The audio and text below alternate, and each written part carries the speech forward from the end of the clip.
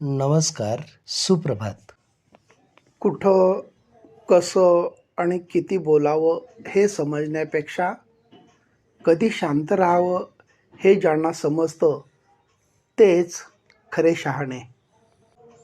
धडाडी, कर्तृत्व आणि स्वच्छ चारित्र्य या गोष्टी उधार उसनवारीने मिळत नाहीत.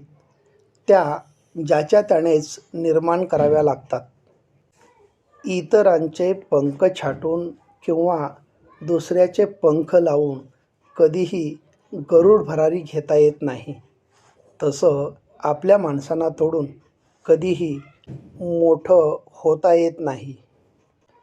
सुखासीन जीवनापेक्षा खडतर परिस्थितीच माणसाला कणखर बनवते. गरजेपुरती हाक देणाऱ्या माणसांपासून नेहमी सावध राहायला हवं, कारण एकदा का गरज संपली की त्यांची बोलण्याची भाषा आणि वागणुकीची पद्धतसुद्धा बदलत असते.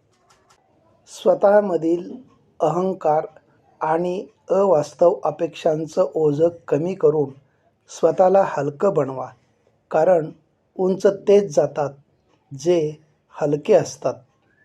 धन्यवाद.